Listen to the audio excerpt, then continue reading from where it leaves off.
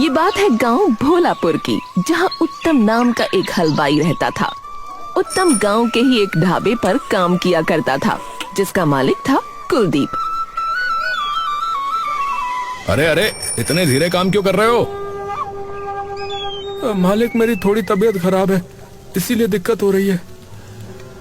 अबे तो घर बैठ जा। कुछ दिनों में होली आने वाली है, तो ग्राहकों की भीड़ भी बढ़ने वाली है, तो उन्हें क्या खाली हाथे रखेगा है? मालिक, आप आज की छुट्टी दे दो। तुझे घर पे बैठाने के पैसे नहीं दे रहा मैं। चला चला।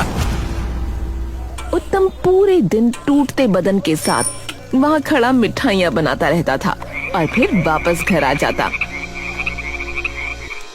सुनो, मुझे पैसे दो, होली के लिए कुछ खरीदारी करनी है।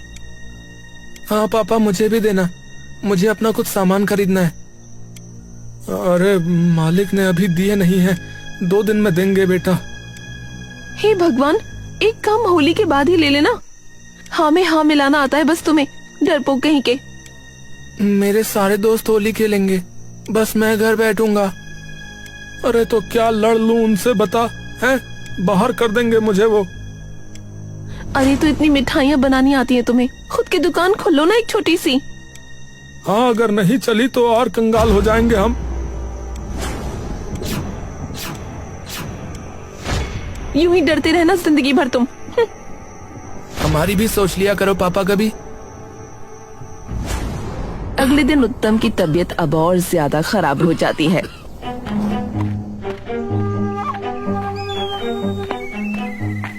अरे लगानी भी है गुजिया, थोड़ा जल्दी हाथ चला ले। जी जी। उत्तम फटाफट सारा काम करने लगता है, लेकिन जल्दी जल्दी में वो गुजिया के खोए में नमक डाल देता है और उसे गुजिया में डालकर तल देता है।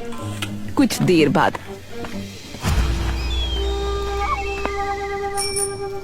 अरे क्या समझ रखा है हमें भाई? अरे क्या हो गया भाई साहब? अरे इतना सारा नमक क्यों डाला हुआ है गुजिया में आपने? अरे क्या कह रहे हो भाई साहब?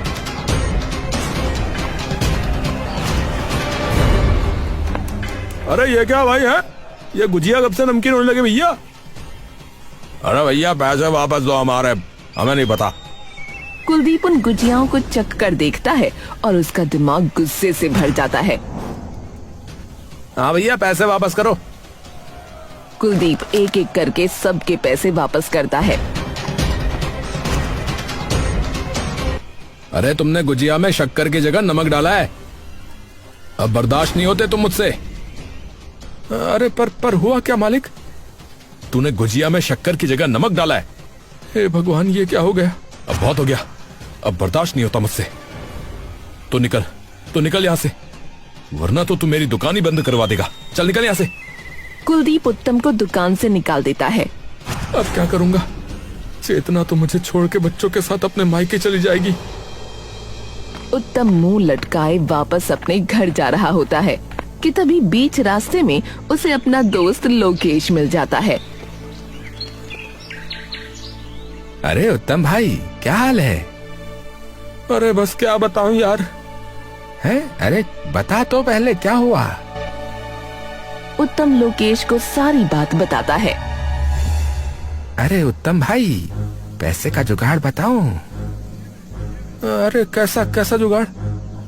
अरे बता दूंगा यार, लेकिन ये बात जो है ना, वो हम दोनों के बीच में ही रहनी चाहिए भाई है। अरे यार, मैं क्यों किसी को बताऊंगा भला? है तो आ फिर मेरे साथ आ।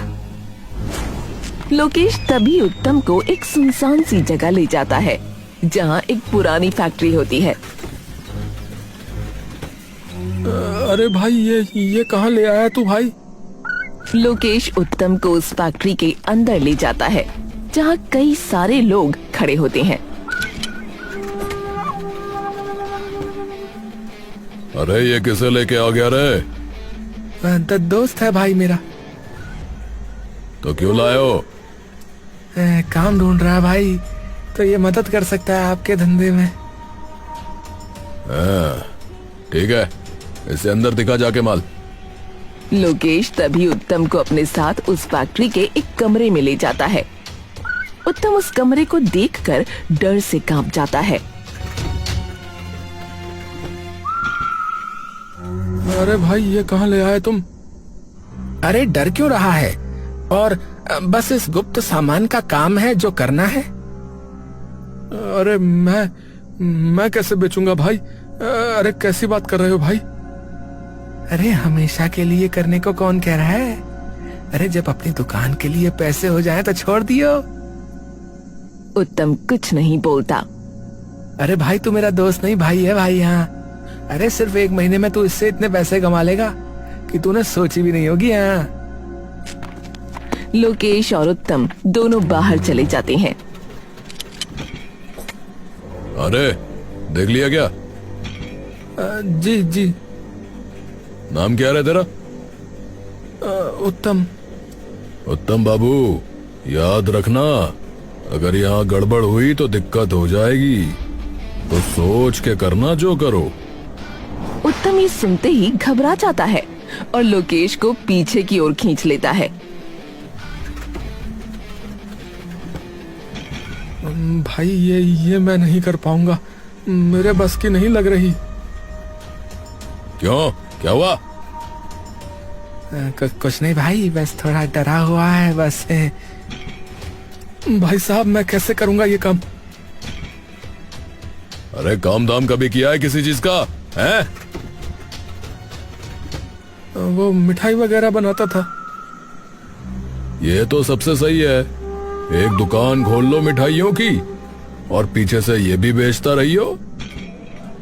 बहुत लोगों दूसरे सामान के साथ मीठा खाना खूब पसंद करते हैं, और जगह मैं अपने आप दिलाऊंगा, तू हाँ बोल। मैं वो अबे घर जा और आराम से सोच, और हाँ गलती से भी आज जो देखा वो बता मत दियो किसी को, समझा? लोकेश तभी उत्तम को वहाँ से सीधा उसके घर ले जाता है। अरे लोकेश। नमस्ते भाभी। नमस्ते। और तुम्हें क्या हुआ? तुम्हारी क्यों हवाइयां उड़ी पड़ी हैं? हे भगवान, क्या हो गया इन्हें? लोकेश चेतना को सारी बात बता देता है। अरे अब तुम ही बताओ कि क्या ये सही है? अरे तो कौन सा आपको पूरी जिंदगी करना है? बस कुछ महीने करना है, और जब अपनी दुकान खोलने के पैसे हो जाए तो मत करना। अरे पर ये गलत है भाई। अरे तो जो रोज तुम्हारे साथ हुआ वो ठीक है क्या? 3 साल से आप वहाँ काम करते थे और बस एक गलती की और ऐसे उन्होंने बाहर निकाल दिया जैसे आप कुछ थे ही नहीं। होली तक मनाने के पैसे नहीं है हमारे पास। अरे हमने 2 साल से एक कपड़ा तक नहीं खरीदा, तो वो ठीक है। और जो ये रईस घूम रहे हैं, तुम्हें क्या लगता है वो नहीं करते ये सब? अरे वो तो हम जैसे लोगों को मार के चौराहे पर भी टांग देना, उन्हें तब भी कुछ नहीं कहेंगे कोई। तो बताओ क्या वो ठीक है? कमरे में कुछ देर के लिए सन्नाटा छा गया। पर बेचेंगे कैसे? पुलिस वगैरह ने देख लिया तो? अरे तो तुम सामने से थोड़ी बेचोगे भाई, छुपा के बेचोगे। दुकान तो मिठाइयों की होगी ना। उत्तम कुछ देर के लिए चुप हो गया। ठीक है, पर दुकान? अरे वो जग्गा भाई अपने आप देख लेंगे भाई, उनके पास बहुत सारी जगह है।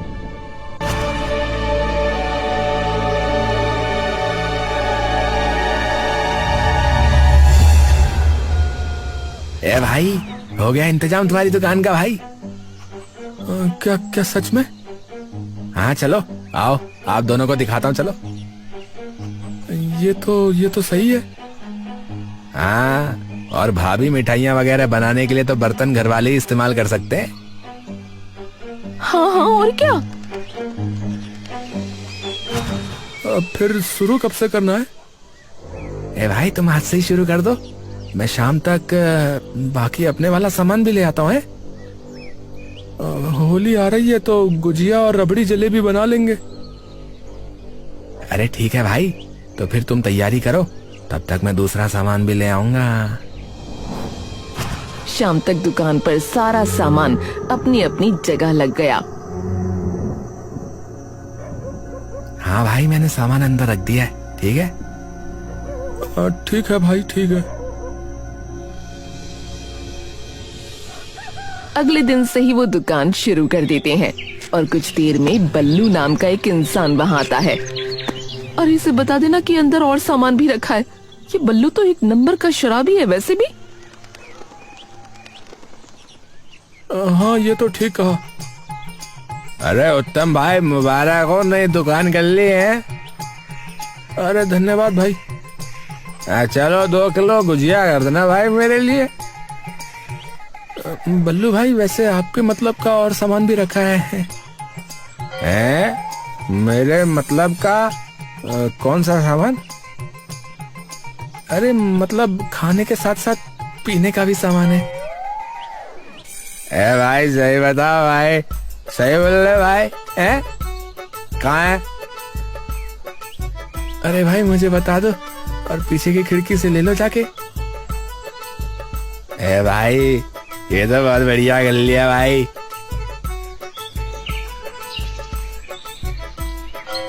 अरे जाओ ले लो, मैं ले आता हूँ पीछे।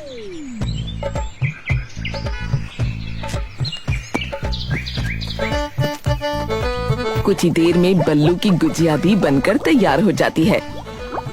अरे ये लो भाई। भाई मौज कर दी आज तो आपने। अरे कोई दिक्कत नहीं है भाई, अगर और किसी को जरूरत हो तो उन्हें भी बता देना है। अरे भाई शाम तक तुम देखना भाई, शाम तक कैसी लाइन लगती है तुम्हारी इस दुकान के बाहर। ठीक है भाई, बता देना। और शाम तक बल्लू की बात सच हो जाती है। दुकान के बाहर इकट्ठा हो जाते हैं और रात तक दुकान का सारा सामान खत्म हो जाता है। तभी लोकेश वहाँ आता है। हाँ भाई कैसा रहा? अरे भैया बहुत बढ़िया। और लोकेश यार, तू है यार मेरा सच्चा दोस्त यार। तूने बचा लिया भाई मुझे। और हाँ, तेरा सारा सामान खत्म हो चुका है तो कल और लेके आना पड़ेगा। अरे हाँ भाई, अरे वो तो मैं अपने आप ही ले आऊंगा, तो उसकी चिंता मत कर। है कुछ दिन दुकान पर जमकर बिक्री होती है, लेकिन एक दिन अरे भाई मेरा काम करो पहले।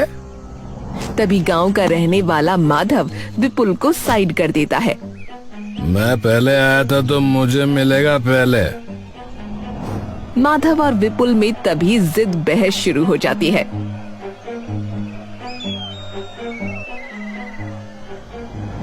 अरे हे भगवान, इनका झगड़ा बढ़ गया तो पुलिस ना आ जाए कहीं इधर। उत्तम तभी दौड़कर वहां जाता है। अरे भैया रुको रुको, अरे शांत खड़े रहो। विपुल और माधव अलग खड़े हो जाते हैं और उत्तम दोनों को उनका सामान देकर वहां से भेज देता है। कभी कभार लगता है कि कुछ गलत तो नहीं कर रहे हम। आज तो चलो मैं था, कल को पी के कोई बाहर लड़ पड़ा और भगवान न करे बात बढ़ गई तो।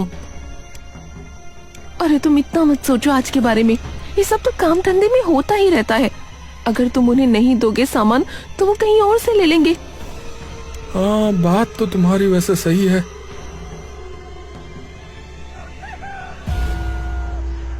अरे भाई सुनो। हाँ भैया बताओ। अरे वो 3 बोतल कर देना जरा। उत्तम कुछ देर के लिए महेंद्र की ओर देखता रहता है। तुम तो उसके भाई हो ना, मनीष के? मेरे बेटे का दोस्त है वो। हाँ बेटा ये जो कर रहे हो ना, ये वैसे ठीक आदत नहीं है। कुछ नहीं रखा इन चीजों में। अरे वो मेरे लिए नहीं है, वो मेरे घर पे मेहमान आए ना तो उन्होंने मंगवाई है। आ जाओ जरा पीछे फिर। उत्तम उसे पीछे की खिड़की से उसका सामान दे देता है। कुछ देर तक सब सही चल रहा होता है कि तभी लोकेश दौड़ता हुआ आता है। अरे उत्तम, उत्तम। अरे लोकेश, अरे क्या हुआ भैया? अरे वो मुझे नंदू पड़ा मिला था रास्ते में। नंदू पड़ा मिला था मतलब? अरे उसके सिर पे चोट लगी हुई थी। अरे तो अभी कहाँ है वो? मैंने सबसे पहले उसे अस्पताल में भर्ती करवाया और फिर यहाँ आया हूँ। उत्तम और चेतना दुकान बंद करके तुरंत अस्पताल पहुँच जाते हैं। डॉक्टर साहब ये ठीक तो है ना? हाँ हाँ ठीक है। वो तो सही हुआ कि आप लोग इसे सही वक्त पे ले आए। ये सब हुआ कैसे पर? नंदू बेटा तू ठीक तो है ना? हाँ माँ। और ये सब कैसे हुआ है? कैसे हुआ ये? वो मनीष है ना? महेंद्र और उसके दोस्त तभी उसके सामने आ जाते हैं। हाँ भाई, अपने बाबा को बोल जो काम है वो करे, ज्यादा ज्ञान ना दे लोगों को। अरे मेरे पापा के बारे में ऐसे बात क्यों कर रहे हो आप? करूंगा। मेरे पापा को कुछ मत बोलना। फिर गुस्से में आके उन्होंने ये कर दिया। मैंने कैसे ना कैसे आपके पास आने की कोशिश की, लेकिन बीच रास्ते में लोकेश काका ही मिल गए। उत्तम के मुंह से एक शब्द नहीं निकलता और वो सीधा कमरे से बाहर चला जाता है, जहां लोकेश उसका इंतजार कर रहा होता है। मैंने कहा था कि हम गलत कर रहे हैं, कहा था मैंने। हैं? देख ले अब मेरे ही अपने बच्चे पे बात आ गई। भाई लोकेश, भाई अपना सामान वापस ले जा भाई, और मना कर दे उन्हें भी कि मैं अब ये नहीं करने वाला। भाई हाथ जोड़ता हूँ। अरे भाई तू क्या बोल रहा भाई? अरे इतनी जल्दीबाजी मत कर यार। अरे नहीं भाई, हो गया मेरा भाई, अब नहीं। अरे भाई तू तो बिगड़ ही गया। अच्छा ठीक है, मैं देखता हूँ। कुछ देर में उत्तम और चेतना नंदू को लेकर वापस अपने घर आते हैं। अगले दिन चेतना और उत्तम घर पर बैठे होते हैं कि तभी उनके दरवाजे पर जोर से दस्तक होती है। चेतना जाकर दरवाजा खोलती है।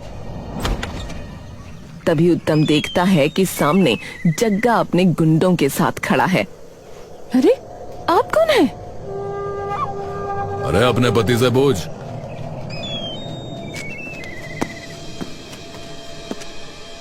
जग्गा भाई आप यहाँ? अबे मना क्यों कर रहा है काम करने के लिए? भाई मुझसे नहीं होगा ये अब, इससे लोगों की जिंदगी बर्बाद होती है। मैं नहीं कर पाऊंगा भैया। अबे चुपचाप जो कहा है ना वो कर, समझा बे? मैं पागल नहीं हूं जो तुझे दुकान दी, सामान दिया और पैसा भी दे रहा हूं, समझा? तो जब तक तू उस दुकान का कर्ज नहीं उतारता ना अब, तब तक करता रहे, नहीं तो अगली बार तेरे बीवी बच्चे सभी को अपने लोगों के साथ वापस चला जाता है। हे भगवान, अब क्या करेंगे? अरे मैं अब इस पाप में भागीदारी नहीं करने वाला। तुम सही कहती थी, जिंदगी भर डर के रहा हूं, पर अब बस अब हिम्मत दिखाने की बारी है। हाँ, पर करोगे क्या? वही जो पहले कर देना चाहिए था।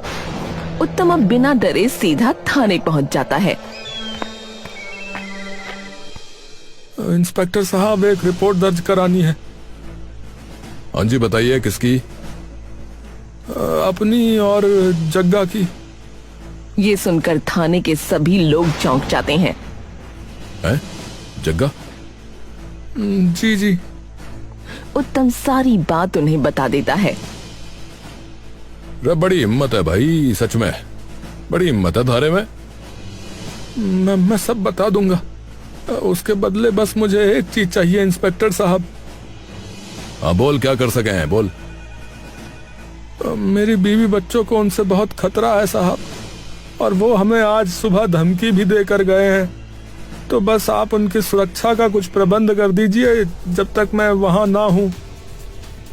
अरे चिंता मत करियो, तुमने आके खुद से कबूला है तो ज्यादा लंबी सजा नहीं होगी तुम्हें, 1-2 साल की होगी। तब तक के लिए मैं अपने कुछ हवलदारों को तुम्हारे घर के बाहर खड़ा कर दूंगा, ठीक हो लिया? जी साहब, बहुत बहुत धन्यवाद। हवलदार उत्तम को जेल में ले जाते हैं और कुछ ही दिनों में पुलिस वाले जग्गा और उसके सभी साथियों को भी अपनी हिरासत में ले लेते हैं। 1 साल बाद उत्तम को जेल से रिहा कर दिया जाता है, लेकिन पूरे गांव में अब उसकी बदनामी के चर्चे फैल जाते हैं। अरे पूरे गांव का नाम मिट्टी में मिला दिया तूने, है बे? तभी उत्तम का पुराना मालिक भी भीड़ में से बोल पड़ता है। अरे सरपंच जी, ये तो है ही लालची कहीं का। दुकान पे भी यही लक्षण थे इसके। घटिया ये घटिया। मैं तो कहता हूँ इसे और इसके बीवी बच्चों को बाहर फेंक के मारो गांव से। हाँ। उत्तम तभी गुस्से में आकर कुलदीप पर चिल्ला पड़ता है। अबे चुप चुप, अबे तू बताएगा मुझे सही गलत? सबसे बड़ा लालची तो तू है बे, जो गधों की तरह काम कराता था हमसे और एक छुट्टी लेने पे भी पैसे काट लेता था। हाँ, किया है, गलत किया है, माना किया है गलत, और उसी गलती की सजा भोग के भी तो आ रहा हूँ। है और खुद चल के गया था गलती मानने, छाती ठोक के कहता हूँ। हाँ, और सरपंच, तू क्या कह रहा है रे? है? अरे अरे कहाँ है? मंगलू है क्या इधर कहीं भीड़ में? हाँ हाँ भाई, यहीं हूँ। अरे जरा बताइयो, तेरी जमीन के साथ क्या किया हुआ है, बताइयो। जमींदार ने कब्जा कर लिया भैया। हाँ, और जब ये तेरे पास आया तब सरपंच तूने क्या किया बोल? अरे लात मार के बाहर कर दिया, लात मार के, क्योंकि तेरे मुंह में भी पैसे ठूस दिए होंगे उसने। हाँ, तुम अमीर, हम गरीबों से जो चाहे जब चाहे छीन लो, लेकिन हम चुप रहे क्योंकि इस लालची कुलदीप ने एक गलती पे बाहर निकाल दिया मुझे। हमें तो ये सोचना पड़ता है कि आज अपने बीवी बच्चों के खाने का इंतजाम कैसे करेंगे। होली में आपके घर तो पकवान बने, लेकिन हमारे घर चूल्हा भी ना जले। ये कैसे ठीक हुआ भला है? अरे ये कैसा त्योहार हुआ जहां आपके घर पे रंग उछले, लेकिन हमारे घर की दीवारें तक बेरंग हो। पर अब बस बहुत हुआ भैया, बहुत हुआ। अब गुलाल का तिलक हमारे माथे पर भी लगेगा और दिया हमारे घर पर भी जलेगा, बता रहा हूँ। ये सुनते ही गांव के सभी गरीबों के मन के भाव उमड़ पड़ते हैं और सब अमीर चुप हो जाते हैं। अरे उत्तम भैया जिंदाबाद, जिंदाबाद जिंदाबाद। अरे हमारे भैया कैसे हो? अरे उत्तम भैया जैसे हो। उत्तम भाई जिंदाबाद जिंदाबाद जिंदाबाद। और देखते ही देखते चारों ओर उत्तम के नाम के नारे गूंज उठते हैं और उत्तम मुस्कुराकर चेतना की ओर देखने लगता है। अरे पर फिर भी भाइयों मैं ये कहता हूँ कि कभी इन अमीरों जितना मत गिरना। सच्चाई का रास्ता मुश्किल है, पर बदलाव का तरीका उसी रास्ते पर मिलेगा। और हाँ, बुरा करोगे तो बाद में भोगना भी पड़ेगा भैया। तो बस ईमानदारी से चलते जाओ भैया, बाकी राम जी सबका भला करें।